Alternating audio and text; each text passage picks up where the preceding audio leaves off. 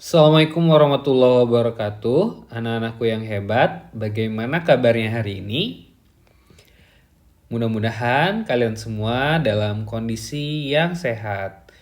Pada kesempatan kali ini, kita akan sama-sama belajar tentang dasar-dasar karya tulis ilmiah. Nah, karya tulis ilmiah itu apa sih? Karya ilmiah adalah karya tulis yang memuat suatu pemecahan dari suatu permasalahan dengan landasan teori dan metode-metode ilmiah. Penulisan karya tulis ilmiah dilakukan secara runut dan juga sistematis. Nah, tadi ada kata masalah. Masalah itu apa sih sebenarnya? Masalah itu adalah kondisi di mana terdapat perbedaan antara harapan atau ekspektasi kita dengan kenyataan yang terjadi. Misalkan, pada saat kalian ingin berangkat ke sekolah, harapannya adalah kalian bisa berangkat dengan lancar. Tetapi pada kenyataannya kalian menemukan kemacetan. Nah, itu adalah contoh dari masalah. Nah, masalah ini yang perlu dicari tahu solusi ataupun pemecahannya. Nah, untuk itu perlu dilakukan penelitian ilmiah. Penelitian ilmiah memiliki beberapa ciri-ciri. Yang pertama, dia harus sistematis. Yang berarti penelitian ilmiah dilakukan dengan langkah-langkah yang terencana dan terstruktur. Yang kedua, penelitian ilmiah harus dilakukan secara objektif, tidak memihak, dan juga terbebas dari tendensi atau prasangka dari peneliti.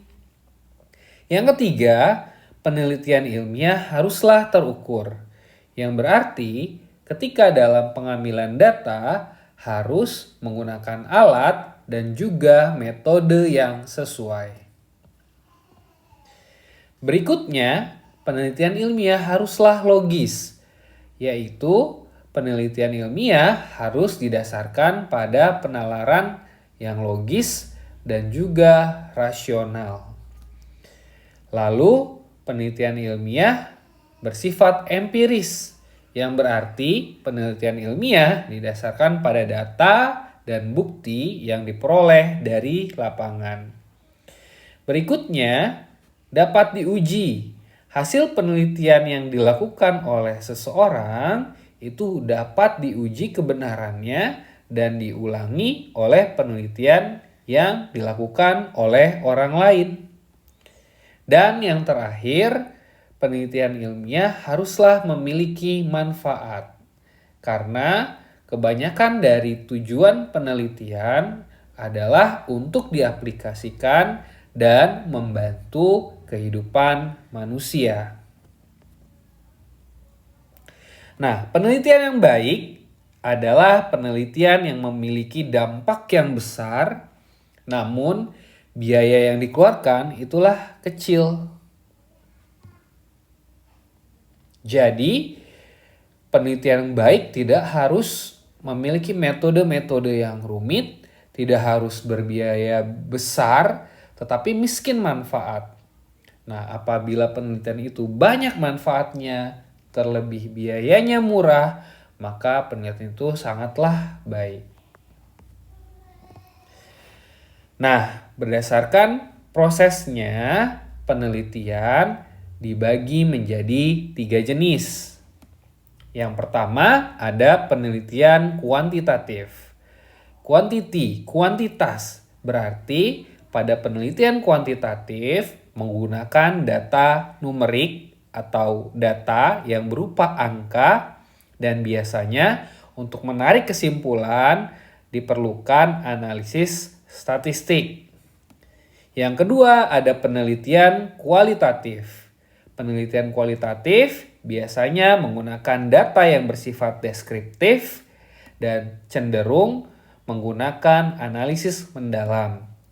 Oleh sebab itu, pada penelitian kualitatif diharuskan kita memiliki teori ataupun dasar-dasar yang kuat. Yang ketiga itu adalah penelitian R&D, yaitu penelitian yang tujuannya menciptakan produk baru atau mengembangkan dan menyempurnakan produk yang sudah ada.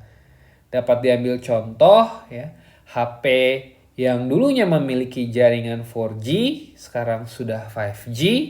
Nah, proses dari 4G dan menuju 5G tersebut itu melalui serangkaian penelitian, dan penelitian itu tergolong ke dalam penelitian R&D. Penelitian yang baik bukan hanya bermanfaat bagi ilmu pengetahuan, tetapi juga bagi kehidupan manusia. Marie Curie. Nah, berikutnya adalah tahapan dalam melakukan penelitian ilmiah.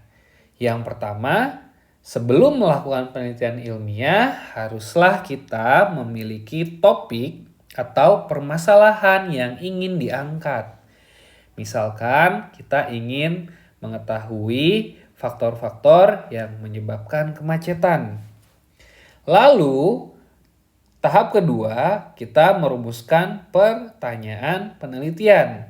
Nah, pertanyaan penelitian inilah yang nantinya akan dijawab dalam proses penelitian kita.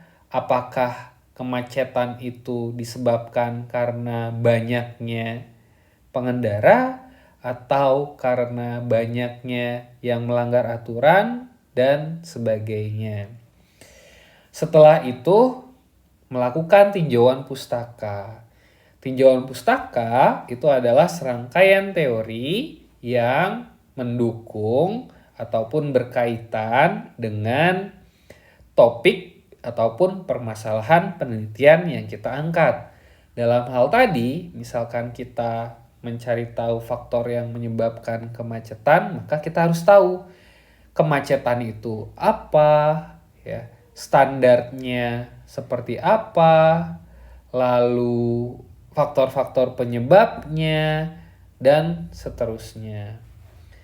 Setelah itu, kita akan membuat kerangka penelitian.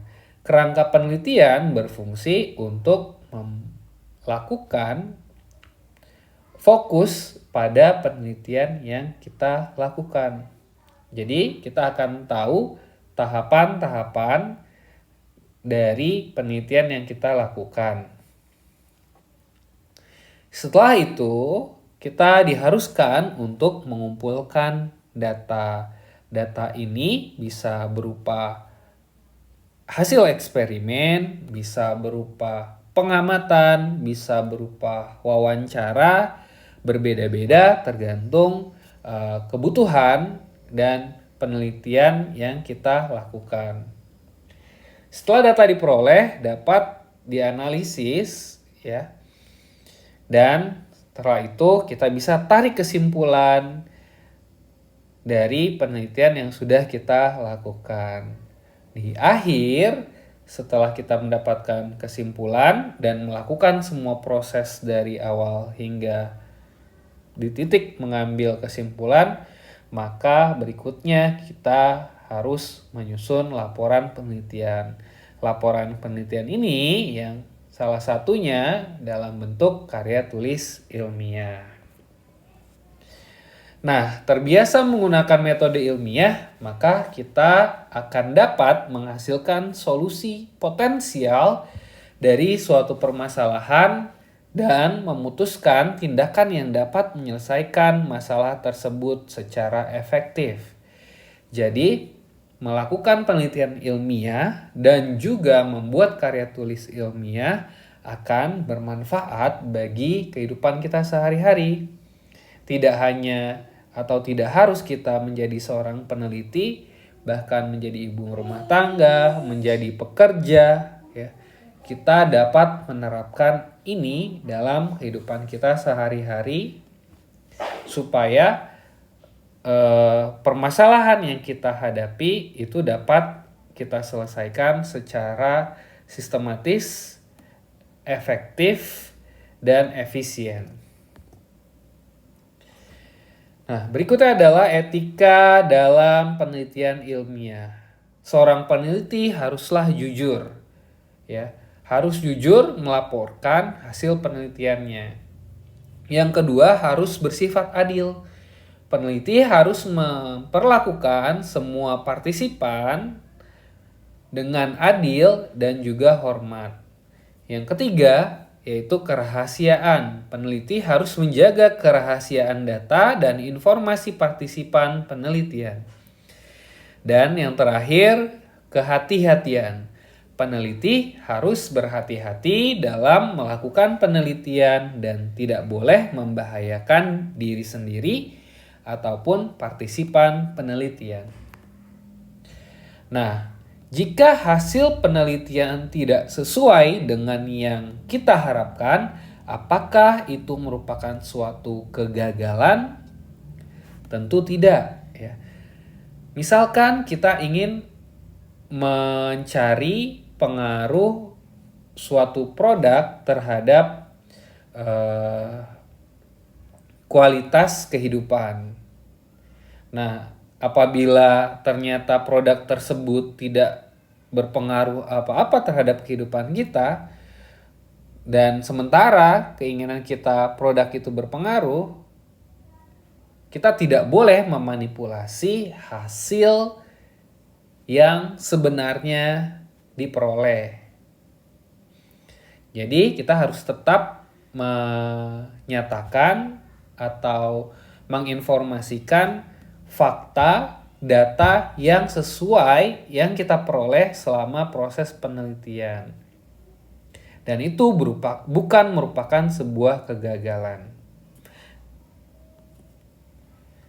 Nah, bagian terakhir, ayo beraktivitas. Setelah ini, kalian dapat bekerja dalam kelompok masing-masing, lalu pilihlah salah satu permasalahan yang ingin diteliti atau ingin dicari solusinya. Lalu, tentukanlah yang pertama, rumusan masalahnya. Yang kedua, poin-poin yang harus dicari dalam tinjauan pustaka. Yang ketiga, cara pengumpulan data. Dan yang keempat, jenis data yang diambil. Ya, mungkin itu saja untuk materi dasar-dasar penelitian kali ini. Silahkan kalian dapat beraktivitas dan mengumpulkan hasil kerja kalian pada platform yang sudah disediakan. Cukup sekian. Assalamualaikum warahmatullahi wabarakatuh.